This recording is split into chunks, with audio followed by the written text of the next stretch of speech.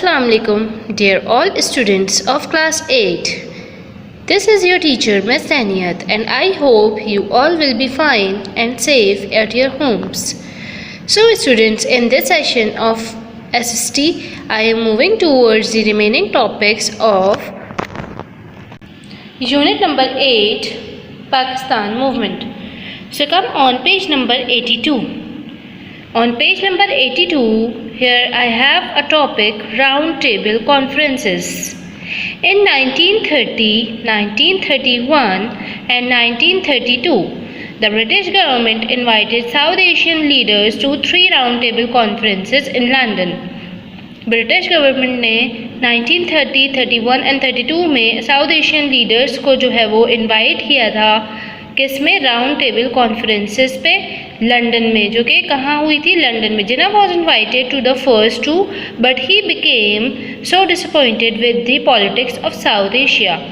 और उसमें जिन्ना, मोहम्मद अली जिन्ना जो थे वो भी इनवाइटेड थे, और लेकिन जो है वो काफ़ी डिसअपॉइंट हुए थे उस पॉलिटिक्स से जो कि साउथ एशिया में चल रही थी. That he settle down in London to practise law and didn't participate in the third conference. लेकिन उन्होंने थर्ड कॉन्फ्रेंस में पार्टिसिपेट नहीं किया था.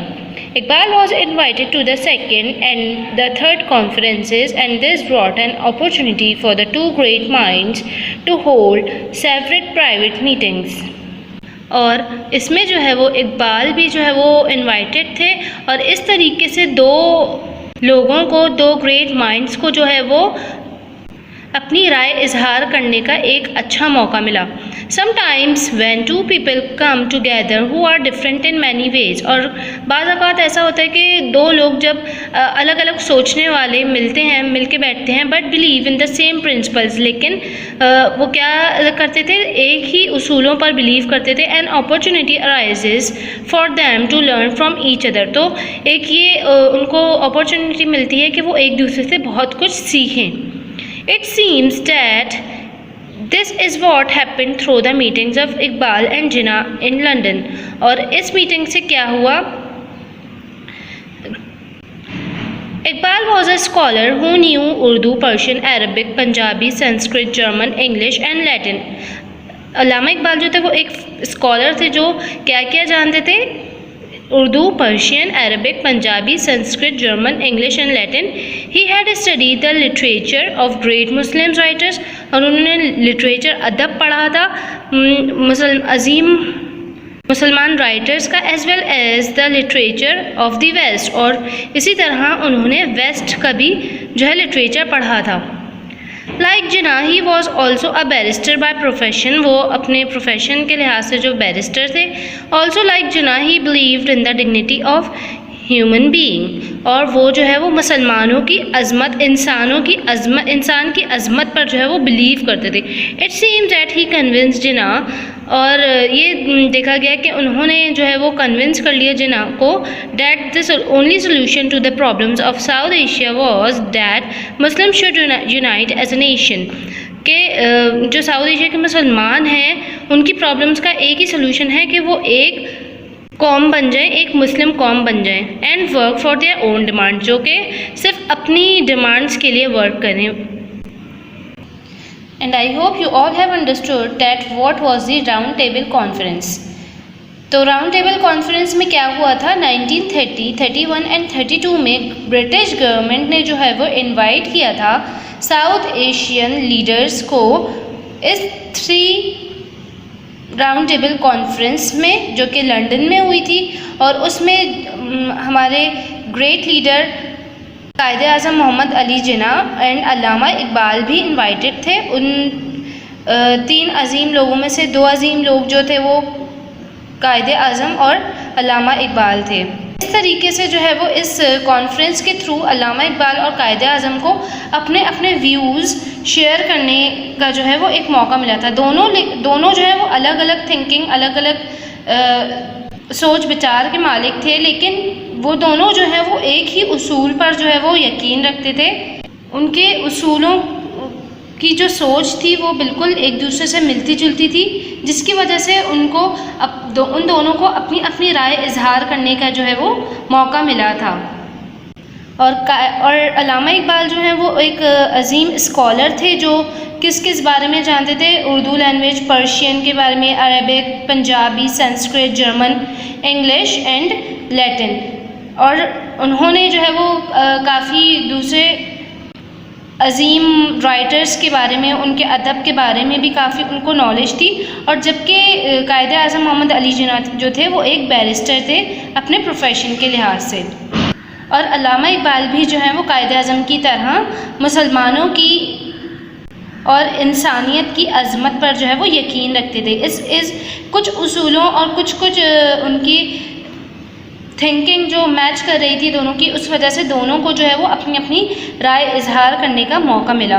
और उन्होंने जो है वो अल्लामा इकबाल ने जिन्ना को जो है वो कन्विंस किया इस बात पे कि मुसलमानों की, साउथ एशिया के जो मुसलमान हैं उनकी सल्यूशन, उनकी जो जितनी भी प्रॉब्लम्स हैं उनका सल्यूशन सिर्फ़ और सिर्फ ये है कि वो एक नेशन बन के रहें और इस तरीके से वो एक नेशन बनकर अपनी तमाम डिमांड्स पर जो है वो वर्कआउट भी कर सकेंगे। Now students come on page number 83, revival of the Muslim league. Revival means कि एक तरीके से यहाँ पर मुस्लिम लीग को जो है वो नई ज़िंदगी मिली थी। जिन्ना रिटर्न इन 1934, जिन्ना जो है वो 1934 में वापस आए थे। A new constitution for south Asia was introduced by the British the next year. और उसी दौरान जो है वो अगले साल एक नया कॉन्स्टिट्यूशन जो है वो इंट्रोड्यूस करवाया गया था ब्रिटिश की तरफ से, and was called the India act 1935। और वो क्या कहलाया था? India act 1935। Some of Jinnah's 14 points and had been incorporated into it. और इसमें जो है इस कॉन्स्टिट्यूशन में जो है वो जिन्ना के जो 14 पॉइंट थे, 14 निकात थे, वो भी उसमें मिला जुला के जो है वो एक नया कॉन्स्टिट्यूशन पेश किया गया था। In 1936 Jinnah started reorganising the all India Muslim League. Jinnah ने जो है वो रीऑर्गेनाइज करना शुरू किया था मुस्लिम लीग को 1936 में, so that the Muslims of South Asia में यूनाइट एज अ नेशन, जिसकी वजह से जो है वो साउथ एशिया के मुसलमान एक कौम बन सकते थे and work for their own demands. Iqbal became chairman of the parliamentary board of the party for the province of Punjab. और अल्लामा इकबाल जो थे वो चेयरमैन बन गए थे इस पार्लियामेंट्री बोर्ड ऑफ पार्टी के, प्रोविंस जो कि किसकी थी? प्रोविंस ऑफ पंजाब की। And help with making the League popular there. और उन्होंने वहाँ पर रहकर जो है वो इस लीग को पॉपुलर करने में भी जो है वो अपना अहम किरदार अदा किया। दे वर अपोज्ड बाय द कांग्रेस। और ये लोग जो थे वो कांग्रेस ने इनकी खिलाफ वर्जी की थी, which claim that Muslims were not a separate nation. जिन्होंने जो है ये दावा किया था कि मुसलमान जो है वो अलग कौम नहीं हैं। It defeated the league in the elections of 1937। और इन्होंने जो है वो डिफ़ीट किया था लीग को इलेक्शंस में जो कि 1937 में हुए थे। And formed a government under the British according to the new constitution. और उन्होंने फॉर्म कर ली थी अपनी गवर्नमेंट ब्रिटिश के कॉन्स्टिट्यूशन के मुताबिक। The new government attempt to impose many Hindus customs on Muslim, जिसमें जो है वो इस नई हुकूमत ने जो है वो काफ़ी कोशिश की कि हिंदू कस्टम जो है वो मुसलमानों पर इम्पोज किए जाएँ, लाद दिए जाएँ। And also adapted other measures which cause concern among Muslims. और इसी तरह बहुत से ऐसे अफ़आल जो है उन्होंने वो मुसलमानों पर इम्पोज किए जो उनके मज़हब के ख़िलाफ़ थे। They now realized that Jinnah was right about the necessity of unity as a Muslim nation। और फिर उन लोगों को इस बात का रियलाइज़ हुआ, एहसास हुआ कि जिन्ना जो है वो बिल्कुल ठीक थे इस बारे में कि मुसलमानों को एक अलग कौम की ज़रूरत है। They gave him the title of कायदे आज़म which mean the great leader। और फिर उस दौरान जब उनको ये रियलाइज़ हुआ कि कायदे आज़म जो है वो अपने ख़याल के बारे में बिल्कुल दुरुस्त थे, तो उन्होंने जो है वो कायदे आज़म को एक ख़िताब से नवाजा जिसका मतलब है द ग्रेट लीडर, अजीम रहनुमा। World War two started in 1939। World War two कब स्टार्ट हुई? 1939 में। The British declared that South Asia would participate in the war. और ब्रिटिश ने जो ये ऐलान किया कि साउथ एशिया जो है वो इस वॉर में जो है वो पार्टिसिपेट करेगा। The Congress resigned because it had not been consulted. और इसमें से जो है कांग्रेस जो है मुस्ताफ़ी हो गई, इस्तीफ़ा दे दिया, क्योंकि इस वॉर के लिए उससे कुछ मशवरा नहीं किया गया था। Quaid e Azam suggested that Muslim should celebrate this as a day of deliverance, और कायदे आज़म ने ये सजेस्ट किया कि ये दिन जो है वो एक तरीके से निजात का दिन मनाया जाए। His appeals was taken up by a large number of Muslims all over the country which showed how popular he had become. और उनके इस अपील पर जो है मुसलमानों ने उस दिन को जो है वो निजात का दिन मनाया, जिससे ये ज़ाहिर हुआ कि मुसलमान जो हैं वो कायदे आज़म की बातों पर, उनके उसूलों पर पैरा हैं, मतलब उनकी तमाम बातों से मुत्तफ़िक है, और इस तरीके से कायदे आज़म जो है वो एक पॉपुलर शख्सियत बन गए थे। Now students come on page number 84, Pakistan resolution. As you know we observe Pakistan Day on March 23 every year. जैसे कि आप लोगों को पता है कि हम पाकिस्तान डे मनाते हैं हर साल मार्च 23 को, in order to celebrate the Pakistan resolution passed by Muslims in Lahore in 1940, जो कि एक मुसलमानों की करारदाद पाकिस्तान जो है वो मंजूर हुई थी लाहौर में 1940 में। The resolution was passed during an annual session of the league held at Lahore, और ये रेजोल्यूशन, ये करारदाद कब पास हुई थी? एनुअल सेशन जो इस तहरीक का हो रहा था लाहौर में, a few months after the day of deliverance, और ये हुआ था डे ऑफ डेलिवरेंस के कुछ दिनों बाद। And it demanded that Muslims of South Asia should have a separate homeland in areas where they were in majority, और इसमें ये डिमांड किया गया था कि जो है वो मुसलमान, जो साउथ एशिया के मुसलमान हैं, उनका एक अलग थलग सरजमीन होनी चाहिए जहाँ पर वो फ्रीली रह सकें, उन जगहों पे जहाँ पर मुसलमान काफ़ी तादाद में हैं। In addition to Sindh, Balochistan, Punjab and NWFT, which were mentioned by Iqbal in his presidential address in 1930, 1930 में इस प्रेसिडेंटल एड्रेस में जो है वो अल्लामा इकबाल ने इन तमाम सूबों को जो है वो मेंशन किया था। The resolution also claimed East Bengal where Muslims were also in majority, और इस रेजोल्यूशन में ये भी दावा किया गया था ईस्ट बंगाल भी जो है वो एक ऐसा एरिया जहाँ पर मुसलमान काफ़ी तादाद में रहते हैं। Iqbal has passed away by that time, और उस दौरान जो है वो इकबाल जो है वो चले गए थे। But this session of the League was held near his grave, मतलब कि वो इस दुनिया से कूच कर गए थे, और ये सेशन जो इस तहरीक का जो सेशन हुआ था वो उनकी कब्र के करीब किया गया था। And Quaid e Azam said to his secretary soon afterwards Iqbal would have been very happy, और कायदे आज़म ने अपने सेक्रेटरी से कहा था कि इकबाल जो है वो काफ़ी खुश होंगे ये जान के कि that we have done exactly what he wanted us to do, कि हमने बिल्कुल वैसे ही किया जैसे कि वो चाहते थे। Elections 1945 to 1946, Japan was fighting against Britain and its allies in World War II. Japan जो वो फाइट कर रहा था किसके खिलाफ? ब्रिटेन और उनके इत्तेहादियों के खिलाफ वर्ल्ड वॉर 2 में, जो कि हुई थी 1939 to 1945 से में, जो ये इलेक्शंस के दौरान। By 1942 it had advanced up to Southeast Asia and some people thought that it might even conquer Central Asia, और कुछ लोग ये सोच रहे थे कि वो साउथ एशिया पे को कॉन्क्वायरर कर लेगा। The Congress demanded that Britain should leave India at once, और कांग्रेस ने जो डिमांड किया कि ब्रिटिश को जो है वो लीव कर देना चाहिए India. Quite India became a common slogan among the followers of the Congress, और कांग्रेस के फॉलोअर्स के दरमियान क्वाइट इंडिया जो है वो उन दौरान एक स्लोगन बन गया था जिसमें ये कहा गया था कि ब्रिटिश को जो है वो, ब्रिटेन्स को जो है वो इंडिया लीव कर देना चाहिए, इंडिया छोड़कर चले जाना चाहिए। The British arrested many top leaders, और ब्रिटिश ने जो है वो काफ़ी टॉप लीडर्स को जो है वो of the movement including Gandhi, and the movement did not become as successful as the Khilafat movement had been 20 years ago।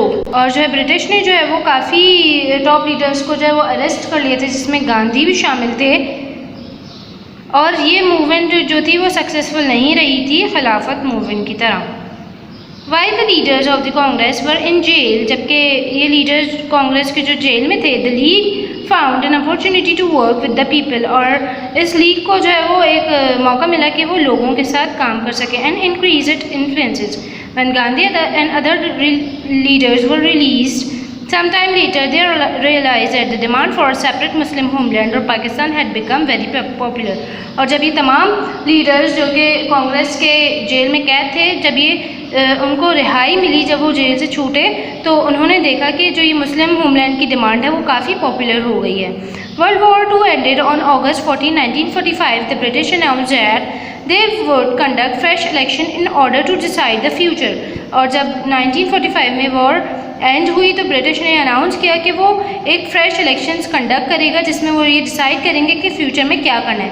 If the majority of Muslim voted for Pakistan, अगर ज़्यादातर लोगों ने, मेजॉरिटी ने जो है वो वोट किया पाकिस्तान के लिए, then the country would be partitioned in order to create Pakistan. तो फिर कंट्री को, जो मुल्क को जो है वो पार्टीशन कर दिया जाएगा पाकिस्तान बनाने के लिए. Elections for provincial assemblies were held in 1945. 1945 में फिर इस तरीके से इलेक्शंस हुए. And for the central assembly in 1946, और सेंट्रल असेंबली के लिए हुए थे 1946 में. तो All India Muslim League won most of the Muslim seats in these elections.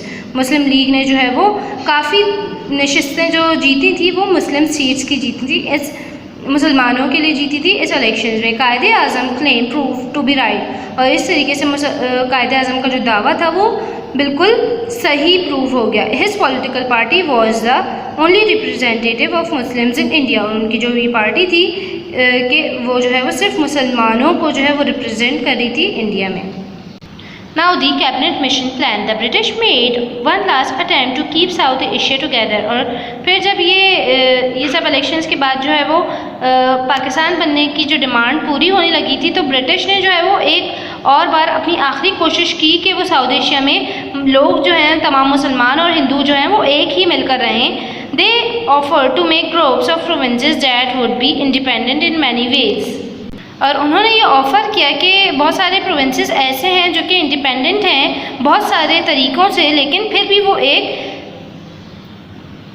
Single country बन रहे थे. After 10 years each group would be free to decide whether if it wanted to stay और बिकम अ सेपरेट कंट्री. और ये कहा गया कि अगले 10 साल बाद जो है वो हर सूबे को जो है वो ये अपॉर्चुनिटी दी जाएगी कि वो ये डिसाइड करें कि वो ऐसे ही रहना चाहते हैं या फिर एक सेपरेट कंट्री की सूरत में रहना चाहते हैं. The league accepted this, but this plan could not work out because the Congress was not willing.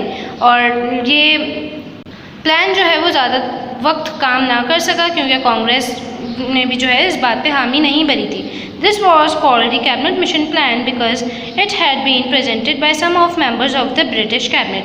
ये जो है, और इस तरीके से ये ब्रिटिश कैबिनेट मिशन प्लान था जो कि प्रेजेंट किया गया था कुछ ब्रिटिश मेंबर्स के पास से. Now come on page number 85. 1947 freedom. June 3 plan. In February 1947, Britain announced that it would leave India by June 1948. 1947 में ब्रिटेन ने जो है वो अनाउंस किया था कि वो जो है इंडिया लीव कर देंगे, क्वाइट कर जाएंगे 1948 जून में. Lord Louis Mountbatten was sent as the last British viceroy to transfer powers to the people of South Asia.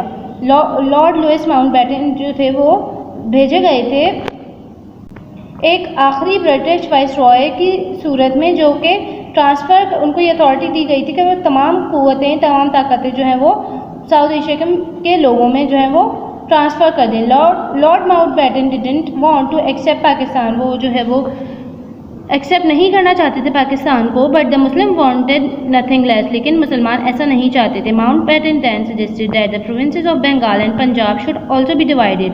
और उन्होंने जो है ये सजेस्ट किया कि प्रोविंसेस जो हैं बंगाल और पंजाब के, उनको भी जो है डिवाइड करना चाहिए, so that districts with non Muslim majority could join India. तो जिसके वजह से वो ज़िले जो नॉन मुस्लिम्स हैं वो इंडिया जो है वो ज्वाइन कर सकें. It means a much smaller Pakistan than originally demanded. इसका मतलब ये था कि पाकिस्तान को सिर्फ कुछ हिस्सा मिलेगा, उससे बहुत ज़्यादा कम जो कि वाकई डिमांड किया गया था। But Muslims had to accept this condition, लेकिन मुसलमानों को ये कंडीशन एक्सेप्ट करनी पड़ी थी। On June 3, 1947 the British, the Congress, the League and the Sikh leaders all agreed on a plan for partition. और ये सब जो है वो सब पार्टीशन पे जो है वो इस प्लान के लिए तैयार हो गए थे। And made historic broadcast from all India radio, और एक हिस्ट्रिक ब्रॉडकास्ट जो है वो ऑल इंडिया रेडियो पर की गई थी न्यू दिल्ली में। It was the first time that Quaid e Azam addressed his people through radio, और ये पहली बार था जब कायदे आज़म ने रेडियो के थ्रू जो है वो अपने मुसलमानों से जो है वो खिताब किया था। He concluded his speech with the words, और उन्होंने अपनी स्पीच का अख्तिताम करते हुए अपने किन अल्फाजों का इस्तेमाल किया? पाकिस्तान जिंदाबाद। Now the independence. Mountbatten also announced that independence would be given to India and Pakistan on the midnight of August 14 and 15, 1947. Mountbatten ने जो है वो ये अनाउंस किया था कि आज़ादी जो है वो इंडिया और पाकिस्तान को जो है वो मिडनाइट दी जाएगी अगस्त 15 और अगस्त 14 के। Quaid e Azam was going to be the governor general of Pakistan. Quaid e Azam को जो है वो गवर्नर जनरल बनाया गया पाकिस्तान का। And Liaquat Ali Khan the prime minister, और लियाकत अली खान को जो है वो प्राइम मिनिस्टर बनाया गया। Quaid e Azam arrived at Mauripur airport on August 7 and addressed the Constituent Assembly on August 11. He declared that the birth of Pakistan was the beginning of new and noble era. और उन्होंने अपने इस एड्रेस में जो उन्होंने कॉन्स्टिट्यूंट असेंबली से किया था अगस्त 11 को, उन्होंने ये वहाँ पर डिक्लेयर कर दिया कि पाकिस्तान की जो बिगनिंग है वो एक न्यू एरा की बिगनिंग है।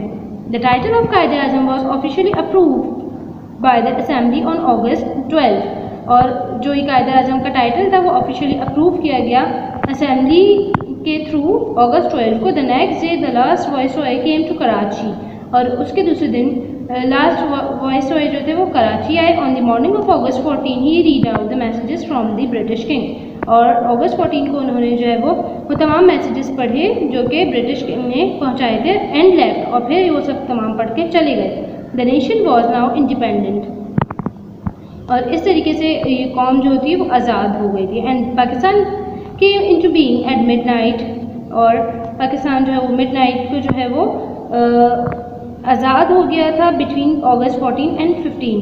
अगस्त 14 एंड 15 की रात को। It was the fifth largest nation in the world, और ये जो है वो पूरी दुनिया की जो है वो एक अजीम नेशन है and the largest country in the Muslim world, और मुस्लिम वर्ल्ड में एक बहुत ही बड़ा कंट्री है। So students, in this unit we have learn about the Pakistan movement, कि किस तरीके से जो है पाकिस्तान मूवमेंट पे रहते हुए मुसलमानों ने अपनी जद्दोजहद और अपने अजीम रहनुमाओं के ख्याल और मेहनत और लगन की वजह से किस तरीके से किन किन मुश्किलात का सामना करते हुए, किस किस अपोजिशंस का सामना करते हुए ये मुल्क हासिल किया, और जिसमें मुस्लिम लीग का एक अहम किरदार अदा किया गया। और उसके बाद जो है वो मुसलमानों ने 14 अगस्त को जो है वो अपनी आज़ादी और अपना एक अलग मुल्क हासिल किया। So students, I hope you all have understood all that, and the time of the today's session has been completed here, and we will continue our next studies in the next session. Till then, Allah Hafiz, stay home, stay safe.